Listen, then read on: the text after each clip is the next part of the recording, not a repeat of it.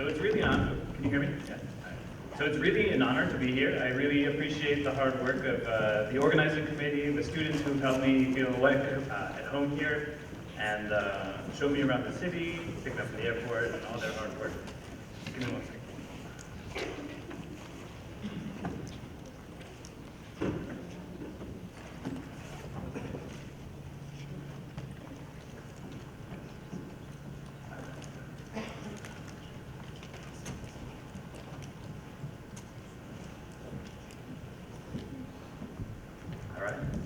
So today I'm going to tell you a little bit about one corner of what my lab does. Just very generally speaking, my lab is interested in understanding how it is that neural circuits give us the ability to think and remember and understand the world.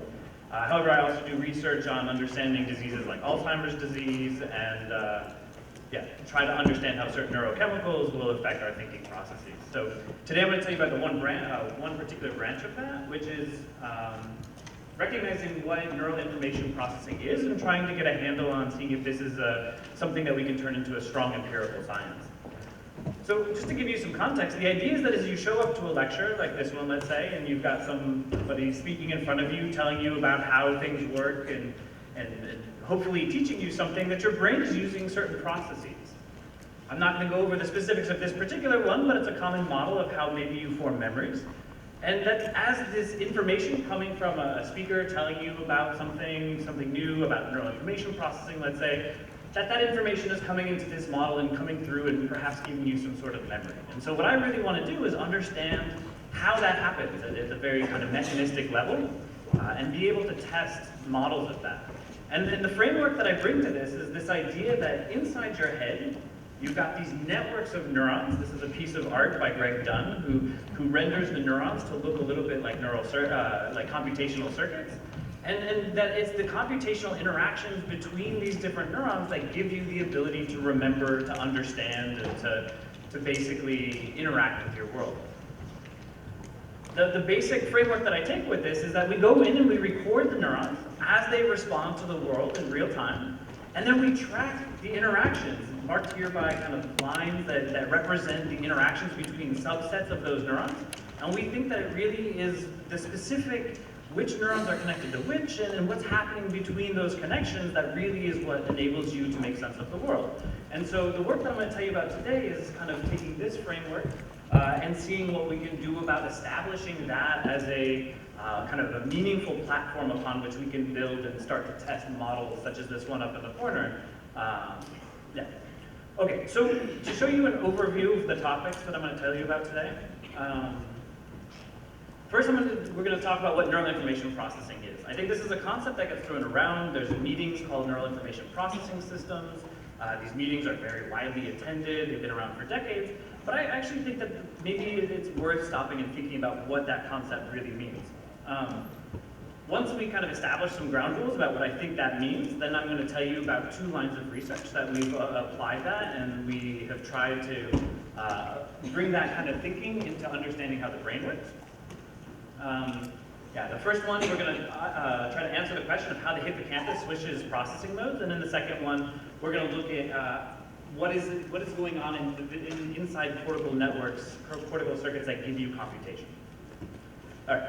So as I was beginning to prepare this lecture, I Googled what information processing was, because admittedly I've used the phrase, but I wasn't really sure what the internet would say about what this was, and the internet had a nice surprise for me. So it turns out that information processing is the change of information in any manner that's detectable by an observer, and as such it is the process that describes everything that happens, everything that happens in the universe from the falling of a leaf to a printing of a file. And so, okay, information processing itself seems like it's kind of a one-size-fits-all kind of phrase. So then the question was, could we improve this a little bit by considering what neural information processing is? And so I think things get a little bit better here. We can talk about neural information processing as being the change that happens in the brain. So again, it's this any kind of change, except for here we're going to constrain it to be the change that happens in the brain. And then we're going to say that it's the change that happens in the brain that tracks environmental state.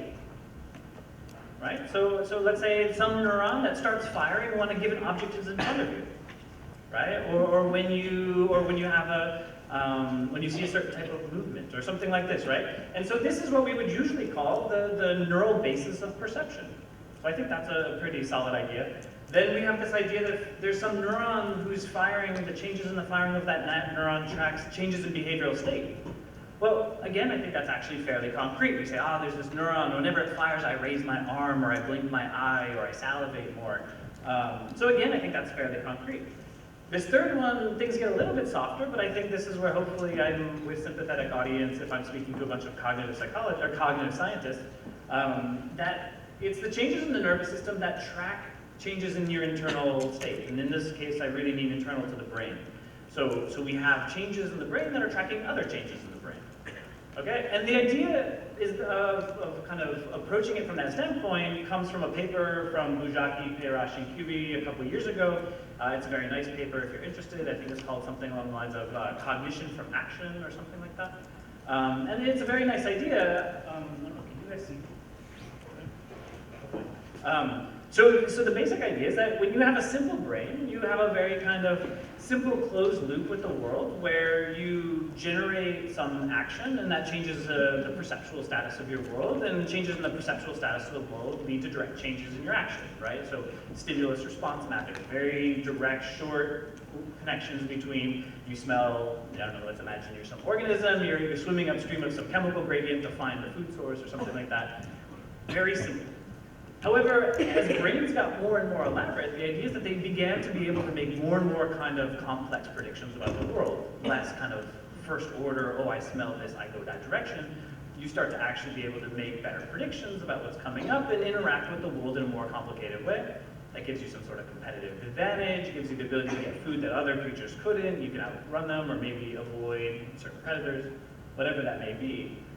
But as brains became more and more and more complex from this standpoint, it actually became possible that the brain didn't need to be stimulated by the external world in order to run these prediction models. It could actually run them internally. You could start to run internal kind of what-if scenarios and say, what if I went left here?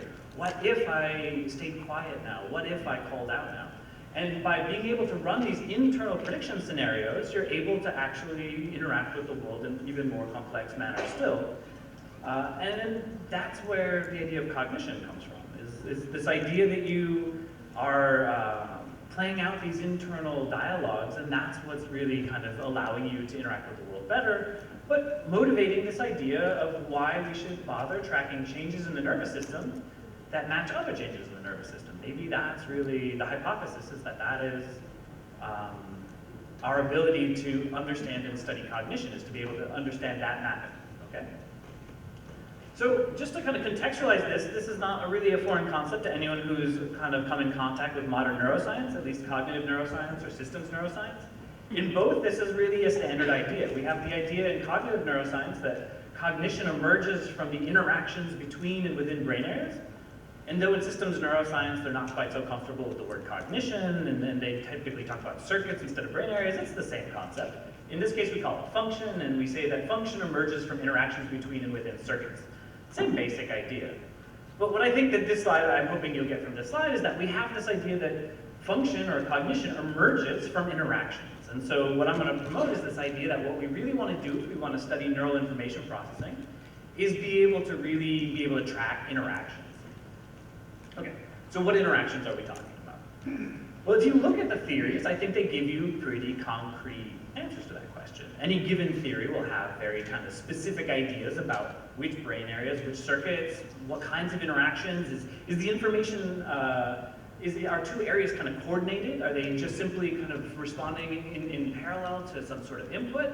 Or is one area propagating information to the next? So let's say visual cortex is propagating it to the next area of visual cortex, and this is maybe how you do object identification or something.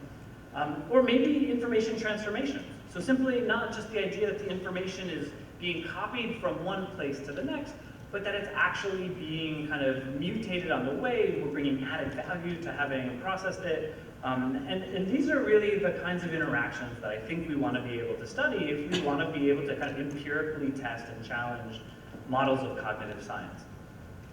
Okay, neuroscience at least. Okay, so the goal of at least the work that I'm trying to do, and I think not a small number of other people, is to be able to empirically test the theories of cognitive and systems neuroscience. And the particular approach that I take is by tracking the interactions between and within circuits.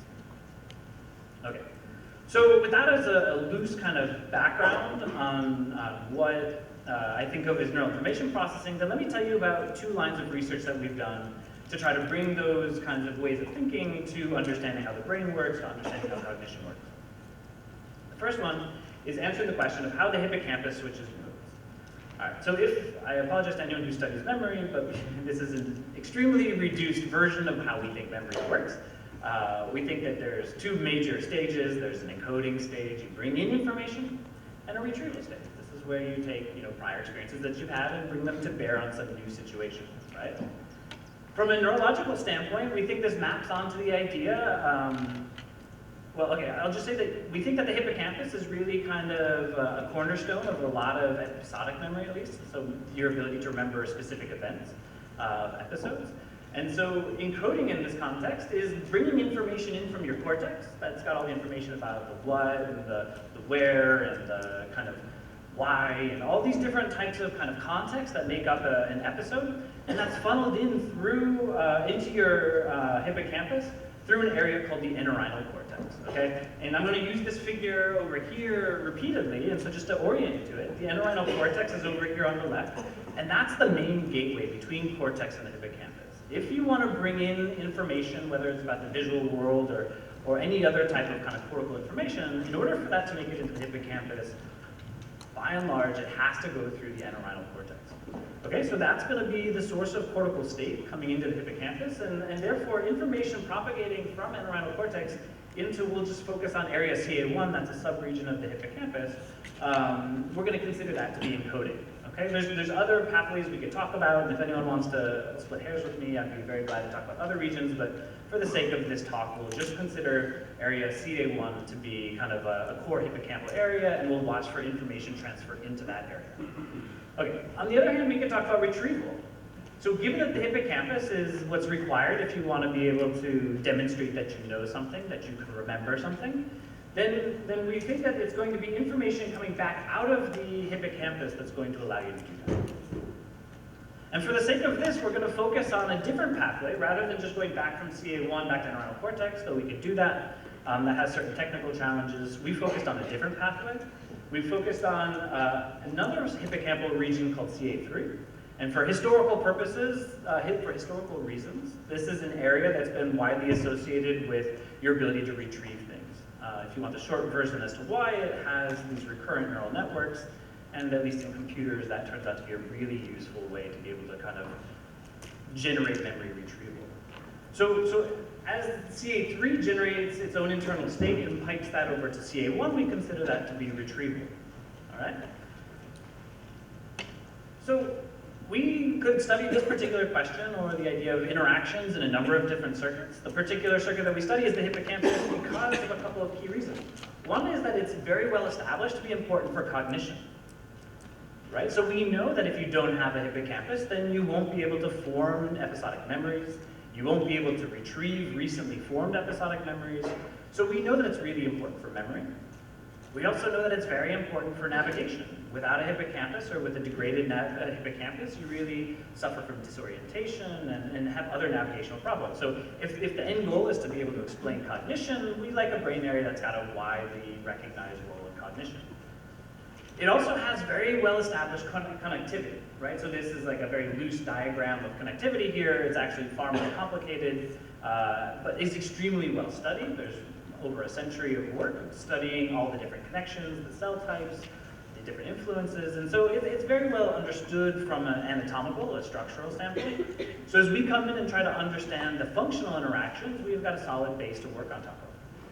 And finally, it's got a structure that allows dissection with electrophysiology. So the way it's drawn here, there's these kind of gray lines and white sections.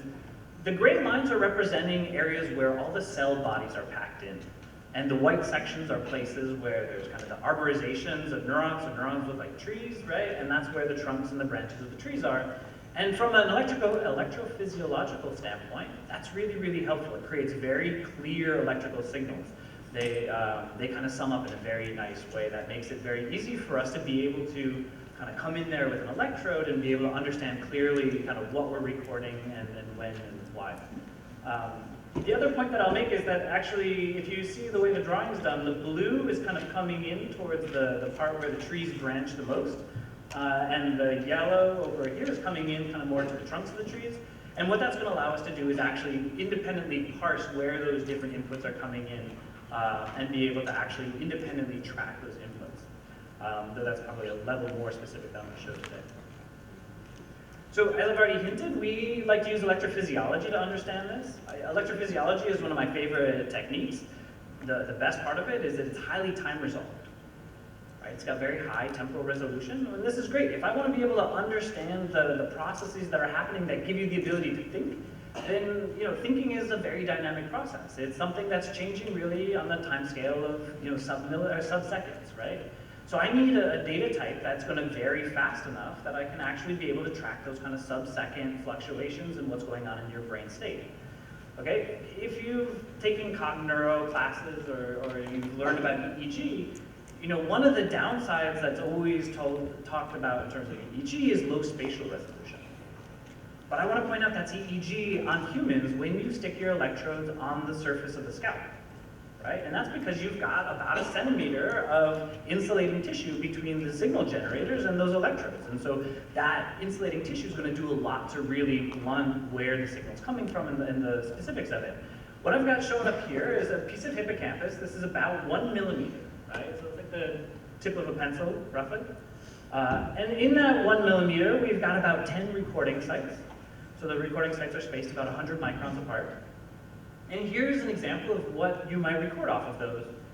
Apologize if it's not 10, but anyway, those electrodes, right? And I hope you can appreciate just by visually comparing these, even if you're not an expert in electrophysiology, those different channels look different, right? There's different patterns. They're only 100 microns apart, a tenth of a millimeter apart, and yet they look incredibly different. So this idea that EEG has low spatial resolution is EEG, not electrophysiology. In this case, we have very high spatial resolution, and we have very high temporal resolution, and that really gives us the ability to kind of pull apart the spatial temporal dynamics of the network.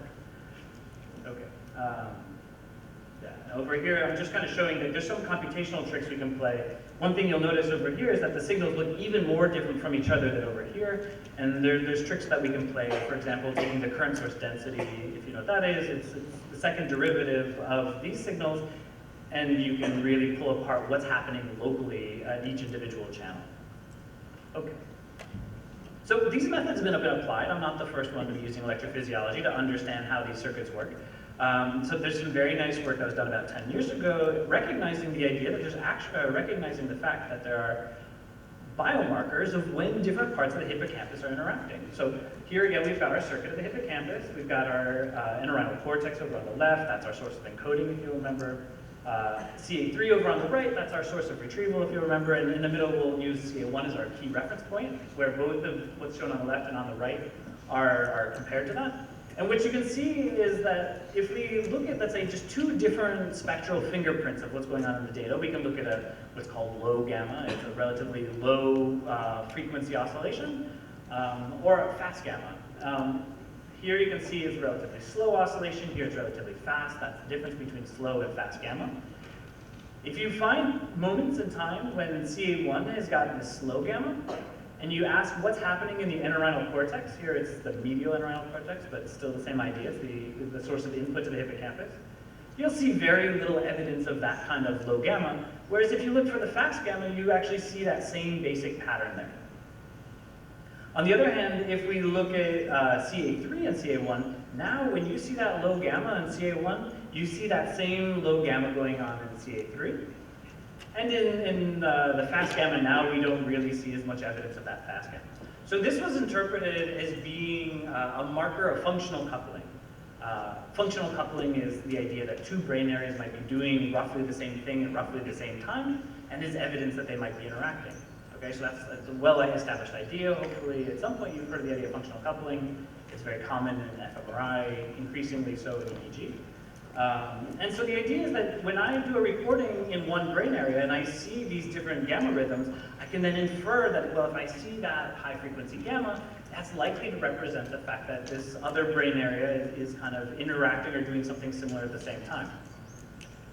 So in that same bit of work that kind of established these different rhythms as being biomarkers of interactions between the different brain areas, it was recognized the fact that if you're going to enter into a state where you see fast gamma, this is not just a one and done thing. This actually, if it shows up, it lasts for some amount of time, usually about a second, which in terms of physiology is an extremely long time, right?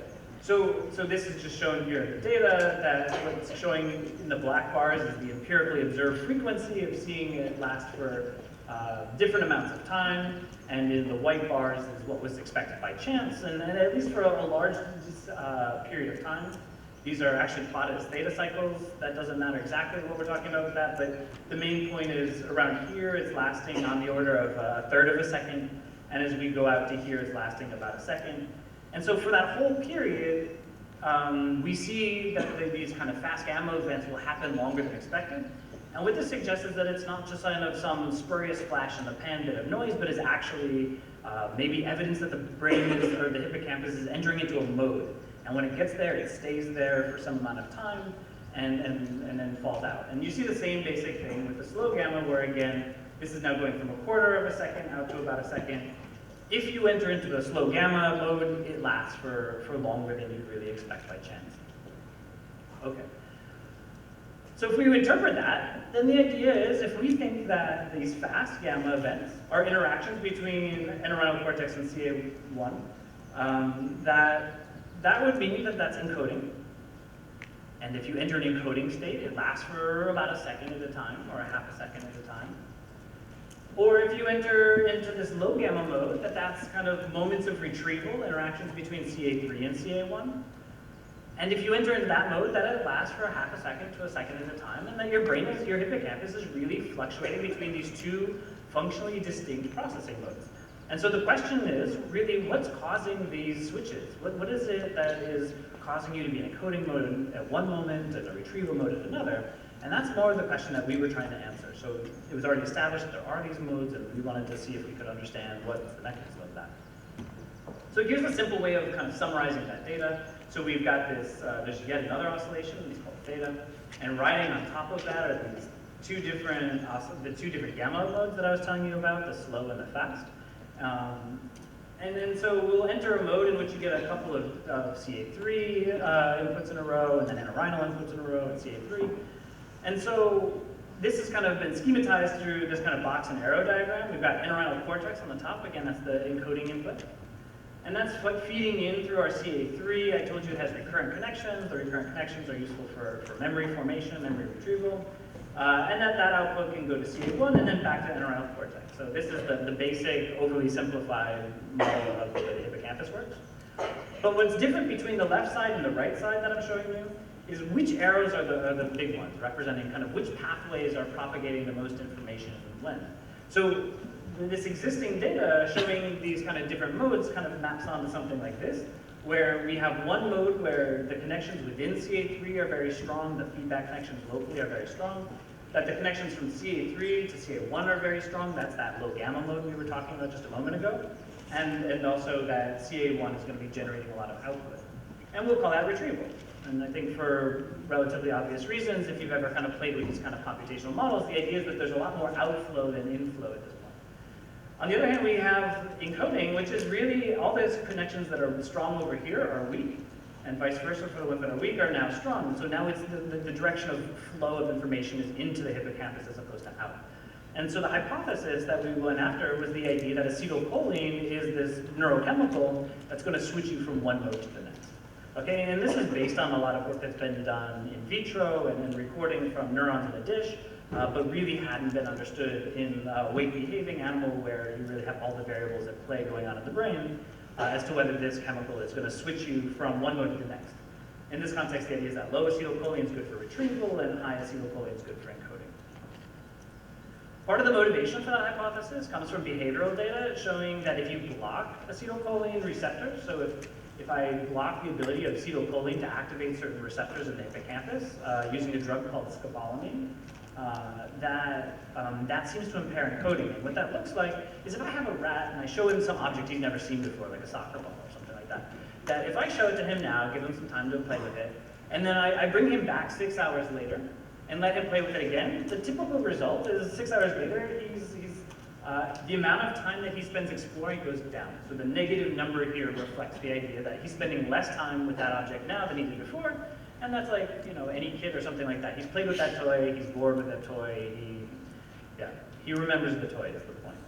On the other hand, if we give him the soccer ball for the very first time while he's under the influence of scopolamine, he'll play with the toy. For the most part, he will interact with that object the same way as he would have ordinarily, and you would be relatively hard-pressed to recognize the difference in his interactions. However, the difference now is that when I bring that ball back an hour later, there's no difference in how much time he spends with it. He acts as though he's not seen that ball before. So this kind of data, there's data like this in humans, and in general, the idea that blocking acetylcholine receptors blocks memory formation is a fairly well-established concept. Okay, so what we did in our experiment was very, very simple. We took a rat, we put him on a circle track. The rat, it takes him about 3 seconds to run around this. He gets a little bit of chocolate milk. Rats love their chocolate milk, or maybe some sweet cereal or something like that. Rats very kind of eagerly will run laps all day long on this thing for a little sweet treat. And so we do a baseline trial, let the rat run around this for 20 minutes collecting his sweet rewards, take him off for 30 minutes, let him relax, rebuild his hunger. We give him an injection, and in that injection, it'll be one of two things. It'll either be scopolamine, that drug that I told you a second ago, will block encoding. It'll also block the acetylcholine receptors. Let him rest for 15 minutes. This is just enough time to let the drug take effect. Oh, the other drug, I'm sorry, was just saline. It's just salt water. So it controls for the stress of receiving an injection, but otherwise has no real effect on the way his brain works.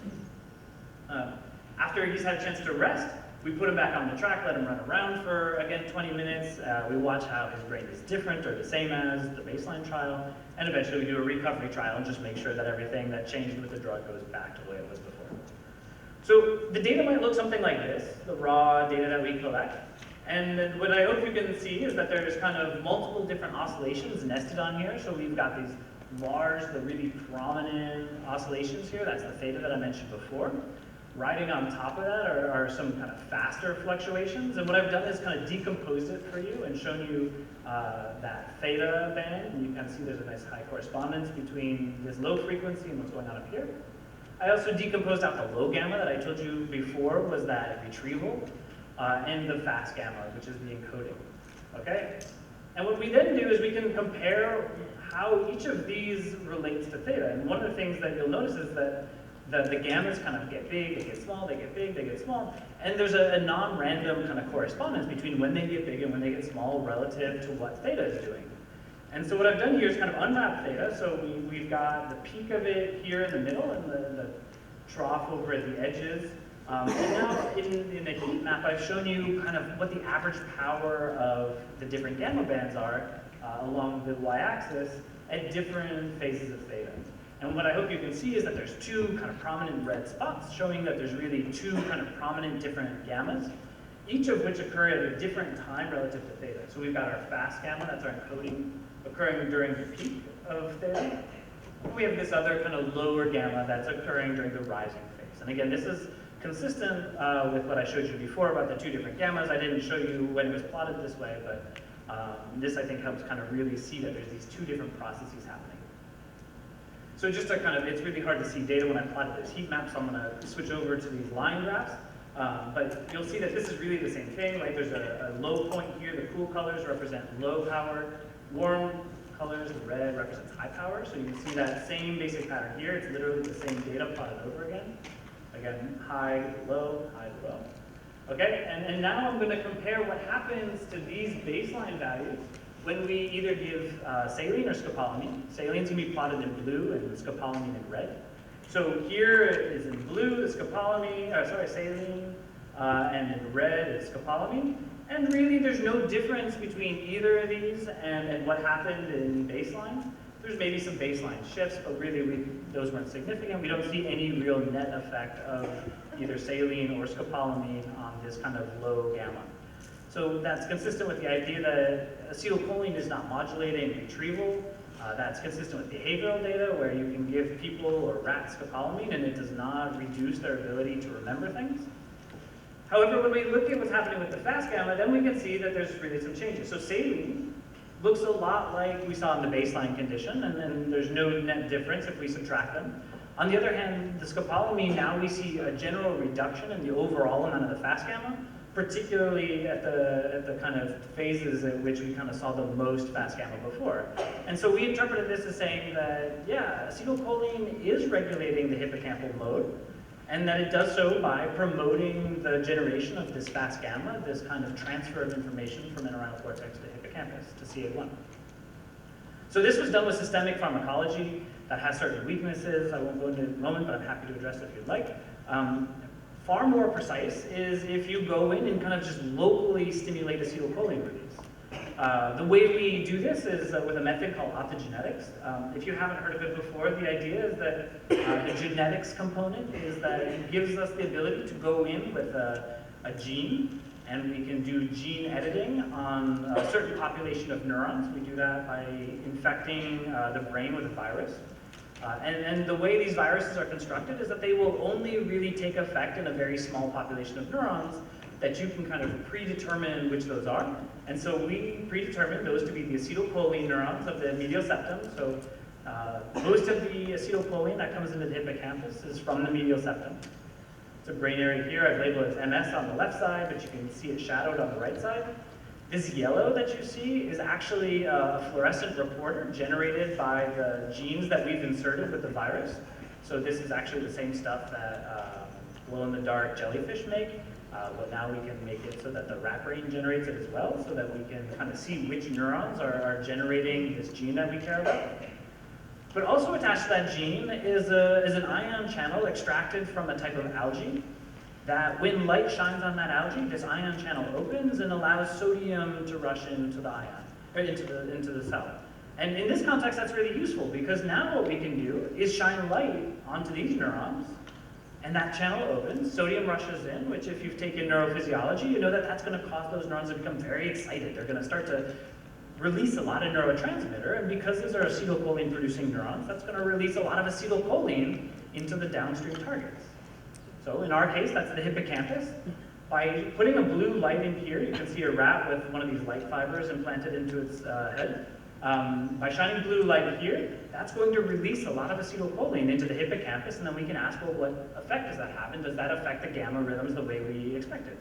So here's just a little snippet of data, 30 seconds of data. From 0 to 10 seconds, we have the blue light turned on. You can compare what's happening while the light is on to what happened before or after. And I think you can see quite easily that this pattern of data does not look that this pattern of data does not look like the one on the left. And this is a kind of very standard effect of stimulating with optogenetics on cholinergic neurons, that you'll put the rat into kind of in a more alert state. He starts to kind of orient to his world, and he starts to generate more data than he was before. But more important for our hypothesis was what happens to the fast gamma.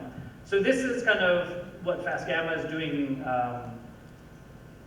when we don't have the blue light. And okay, there's some fast gamma. It's not a dark color. We see a little bit of warmth there. But what I hope is kind of obvious to you is that now when we turn the light on, this color we see on the right is much, much warmer. I apologize, I don't have it shown as a line graph where you can kind of see really the magnitude of the change, but it's about a 10% increase in the magnitude of that gamma. So this is just another way of showing almost the same thing I showed before, although in this case we're not kind of systemically manipulating acetylcholine, we're just manipulating it local to the circuit of interest. And this is the work of a grad student of mine, Dylan Layfield.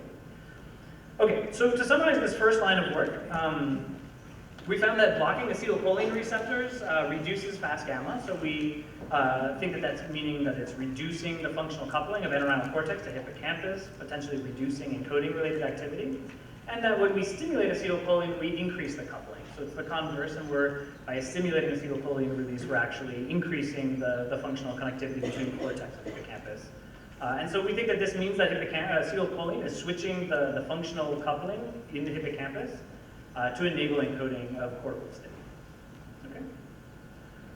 So I'm going to switch gears. The second work that I'm going to do is, so that first part was the in the brain part, right? So the title of the talk was tracking neural information, processing in the brain and in the dish. So that was the in the brain part. The second part I'm going to talk about is in the dish. And we're going to try to answer in this context what it is that drives neural computation in cortical circuits. And this is the work of another grad student of mine, Sam Faber. This is data being shown in the center is from about 360 neurons recorded simultaneously. Every time you see a yellow point is one of those neurons generating an action potential. And we've been able to infer the interactions between the neurons through analysis of this network. And so every time two neurons are interacting, we connect them with a purple line here. This graph up here is actually kind of showing you the aggregate activity of that network. This is work that I've done in collaboration with John Beggs. He's a professor at Indiana University in the physics department who has the recording devices to enable this. So the questions we had to answer with this data, or we sought to answer with this data, was A, what does computation look like? B, what network structure supports computation? And C, what activity patterns increase computation? I'm only going to have time to kind of get to this middle question really today, but if you'd like to talk about either of the other two, I'd be very happy to. Okay, so our approach was A, record as many neurons as possible. That's the starting point for a lot of experiments. But then two, once you have those recordings, see if we can infer all the functional interactions between each and every neuron in that recording. Three, quantify the computation at each point in the network, and I'm going to kind of explain what I mean by that in just a moment.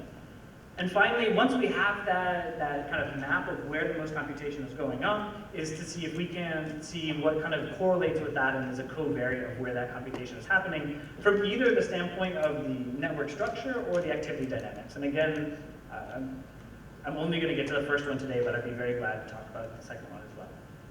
So very briefly, just to explain to you how this data is generated. So again, this is the methods of Dr. John Beggs. And what he does is he takes a very young mouse, extracts its brain while the brain is still living, and slices it into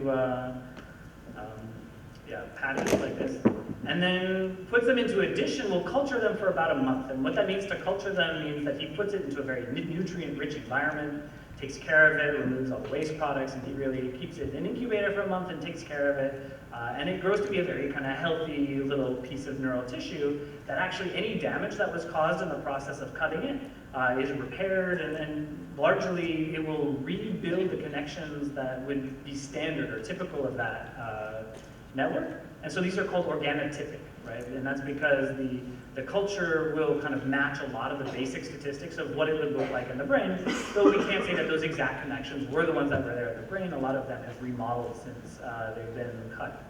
However, once they're cultured, then he puts them onto a 512 electrode array, channel electrode array, and that gives him the ability to really record the activity in a kind of high-resolution sort of way. And this is useful because in the living brain, in an intact animal running around like the way I usually do my experiments, it's very difficult to get more than, let's say, 150 neurons at a time. But in the data sets that I'll be showing you today, 150 is really the lower bound of the number of neurons we're working at a time, and it goes up to about 600, which is really nice and is almost impossible to obtain in freely behaving animals.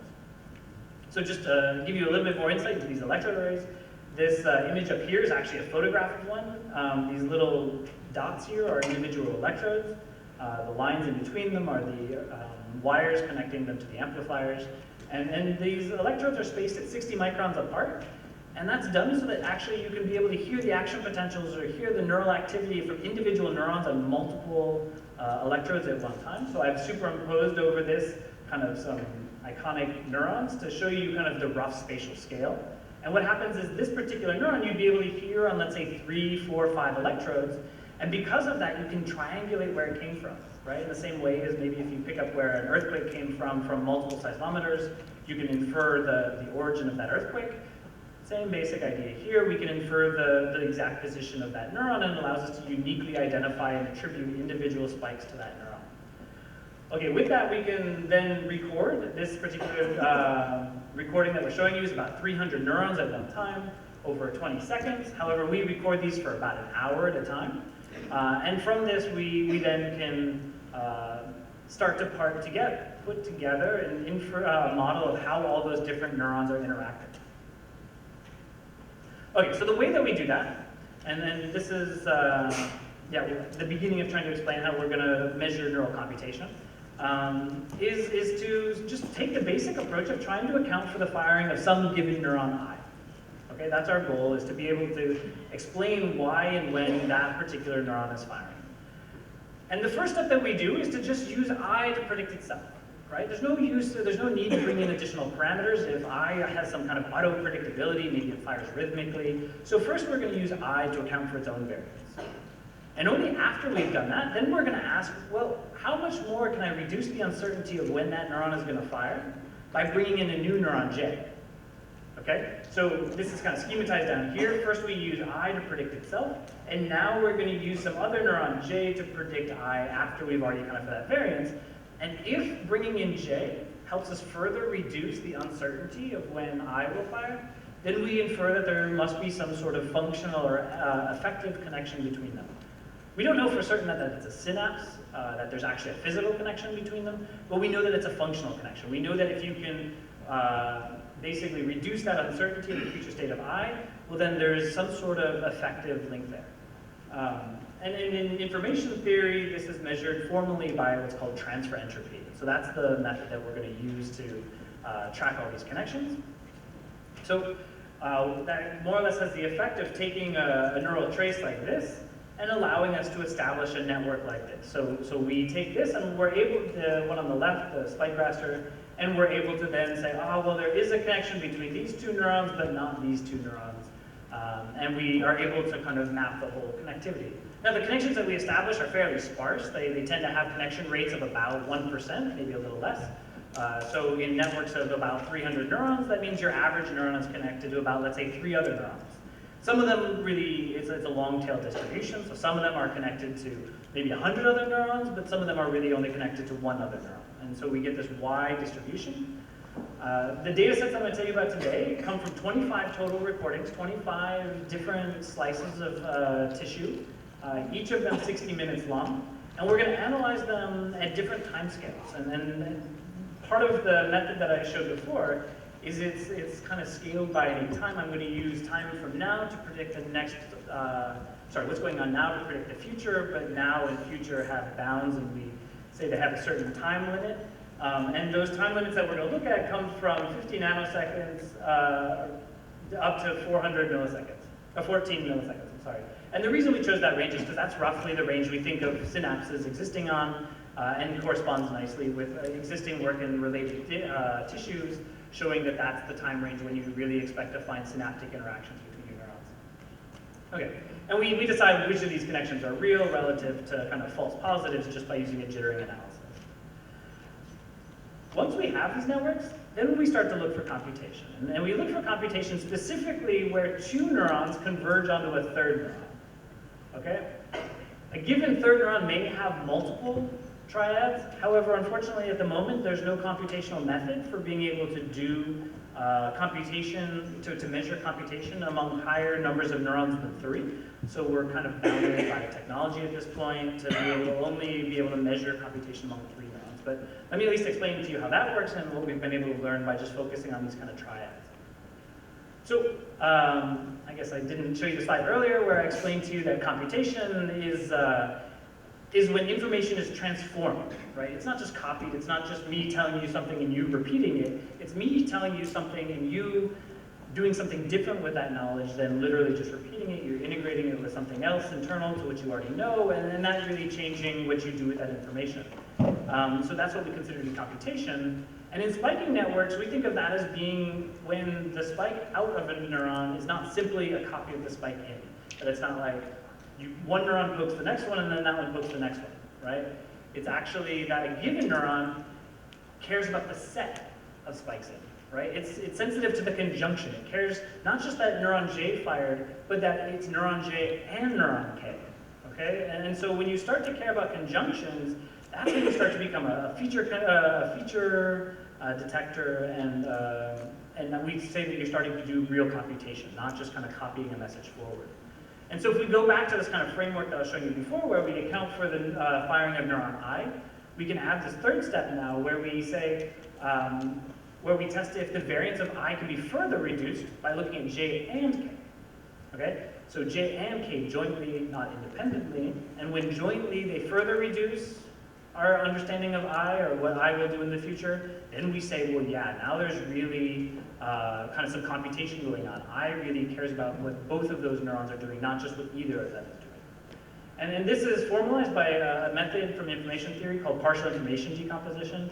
And again, I'm happy to go into the kind of technical details of this later, but for now, I'll just kind of give you a quick kind of schematic and show that basically the idea is that if this circle over here on the right represents all of the information being transferred from the two neurons, J and K to I. This outside circle is all the information. We can decompose that into, well, what just J is contributing to the firing of I, just K is contributing, what the two of them are contributing together, but is the same. It doesn't matter whether you look at J or K, it's redundancy between the two. That's all the kind of uninteresting stuff from a computational standpoint. It's what's going on outside of that, where really you can't account for that variance that is explained in the firing of I without really considering the two together as a joint system. Okay, and intuition, if that seems a bit abstract, I understand. But the intuition is kind of, thinking about what tiger fur is. If you want to think about tiger fur is not just, stripes and orange and fur. Each of those three things together. No, it's like it really is a synthesis of the three of them, and it's really when you have all three together that it's this unique new thing. And so we think that that's really kind of the basic idea of synergy. It's not just the sum of the parts, it's something more. Okay, so then finally what we did is once we had that computation, we went and looked in our networks to see if we could understand if I wanted to engineer a circuit, let's say, and I wanted to make a circuit that was going to maximize the amount of computation, what kind of properties do I want? And so we looked at what kind of structure is in the network that might generate that. And the hypothesis that we started with was the idea that having rich club structure in your circuit is a good thing if you want to be able to do computation. So rich clubs are sets of, anytime you have a graph, anytime you have, this is not like graphs where you've got nodes and edges and all the connections. Anytime you have one of these graphs, if you kind of look at the distribution of resources across that graph, which nodes have the most edges, for example, you'll find that it's non-uniform in most cases. And if you look at which of those nodes have kind of the most edges, you can ask the question, well, do those neurons that have the most edges interact with each other disproportionately, or do they interact with each other kind of at the rate you'd expect by chance? So imagine your neurons that have the highest numbers of connections connect with 1/3 of the other neurons. Well, yeah, by chance, it would be likely that they would also connect with the other neurons that connect with 1/3 of the network. However, very often, when you actually look, you see that the rate at which they connect is far higher than what was expected by chance. Chance would have actually been 1/3, right? But it turns out that almost always those neurons are connected. So this is what's referred to as the rich club.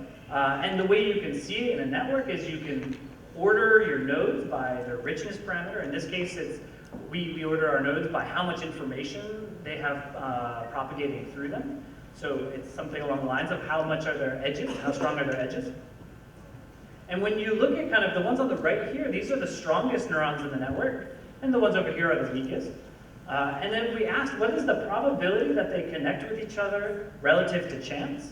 One would be chance. That would be what's expected just in the null model. You see that these neurons on the right, these richest ones, are connected to each other about twice, well, up to twice as likely than what would have been expected by chance. Okay? So that's the way you look for evidence of rich clubs. This is kind of a long-standing field in network science, and it is kind of increasingly being brought to neuroscience, and so we wanted to know, is this where computation is being performed in our networks? Okay, so we took a very simple approach to looking at this. We just kind of grouped our neurons into rich club neurons and non-rich club neurons based on whether they kind of belong to this set that were interconnected with higher than chance probability. And then asked, what is the rate of synergy? If you remember, synergy is our measure of computation. And we find that it's more than twice the amount of computation that is performed outside the rich club. So at the kind of per neuron level, we find that individual neurons are performing really a lot more computation than inside the rich club than outside the rich club. And if we ask the question, well then what does that really mean network-wide? How much of the net computation that the whole network is performing is done in the rich club? We find that that really means that the vast majority, almost 90% of the entire the computation performed network-wide is being performed inside the rich club. Okay? So this is really, we took to be very strong evidence that that rich club structure is kind of crucial to the computations performed by neural circuits. Just another way of showing the same thing, that was kind of taking kind of one cross-section of the data. However, if we just kind of ask, you know, if we look at variance and how strong a rich club is, so in this dashed line here, as we kind of scan across some parameter, we can get different qualities of rich club. The higher this dashed line, the higher the quality of the rich club, meaning the more densely interconnected it is. And if we ask the question, how does the amount of computation performed by that rich club vary as a function of how strong the rich club is, we can compute the correlation between the amount of computation, the amount of synergy, and the strength of the rich club. And we can kind of see it by eye. There's a nice kind of correspondence. Here's another network. These are two example networks. But if we plot all of our networks on the same graph, what you find is that the vast majority of them have very strong correlation coefficients between the strength of the rich club and the amount of computations performed. Okay, so overall, we took this to demonstrate the idea that computation is performed by rich clubs. And so, again, yes, the amount of computation performed by a circuit has to do with the topology of that circuit. And in particular, in this case, we looked at rich clubs. So we don't think that's the end all and be all. We think that that's just one potential marker of what can be good for computation. Okay, so to wrap up the various things that I've told you that neural information processing describes changes in the brain that track the environment and behavior, and most relevant, I think, for this meeting and y'all, is the idea that it tracks internal state, which we believe to be cognition. That functional recordings, like electrophysiology, allow these changes to be studied, and then that you can take those measurements and then test the relevant model. So I was very light in showing you specific computational models in this particular talk. However, I expect that most of you guys have your own favorite models and can imagine that maybe this type of method would allow you to really check the connection in one particular part of that model versus another, and that's the idea that I'm trying to push here. But specifically in the way that I've done that was to understand what the role of acetylcholine is in hippocampal processing, and the idea that it's helping to switch which mode it's in, whether you're in a retrieval or an encoding mode, based on which direction information is flowing in the circuit. Or in the case of tracking how computation is performed by local circuits, that we were able to track this kind of interactions and from that be able to answer the question of what topological features are helping to generate computation. So I'd just like to say thank you to you for your attention and to the people who've actually done the work. So Samantha Faber, all the work that I showed you about computation and circuits was really her hard work that she did that. And Dylan Layfield is the one who's done the optogenetic stimulation of the acetylcholine release. Dr. John Beggs is my collaborator at Indiana University, who did all the functional recordings of the spiking in a dish, and my various funding agencies. So thank you very much for your attention.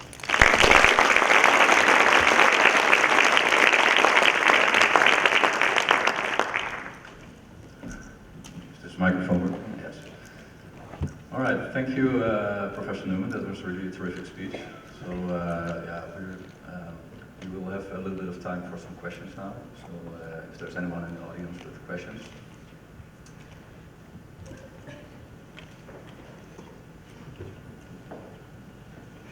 Thank you for the nice speech. It looks like what you have done is kind of computation, but there is nothing guided there. So you don't know what is computer, right?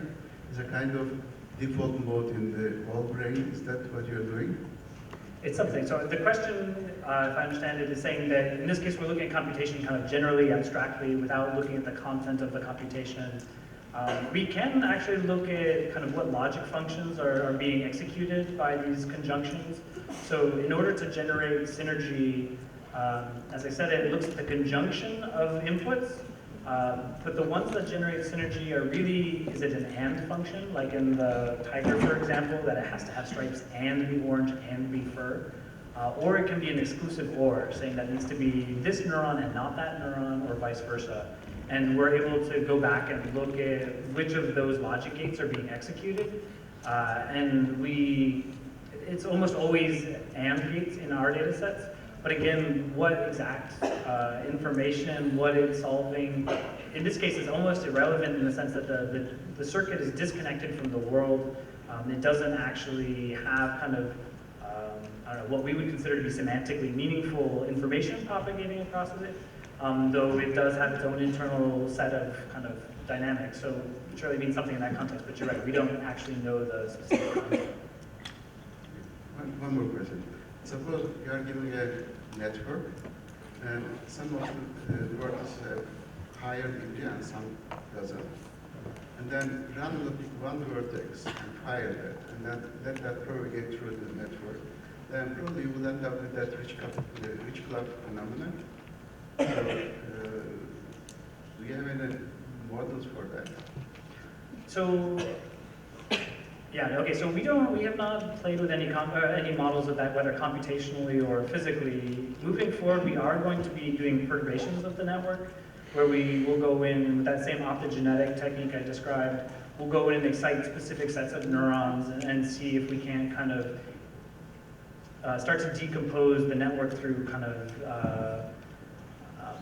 interventions with the network, where we can start to see what is actually happening downstream, and see if kind of the natural dynamics that we see it do spontaneously are actually kind of predictive of what it will do when driven. In terms of the generation of rich clubs by stimulating that, I think we have predictions about what that should do, but we don't know actually what that's going to end up doing. From those predictions, it shouldn't be trivial that just stimulating any neuron should generate that basic pattern. It's a non-random pattern in that sense. Does that make sense? Or am I answering your question?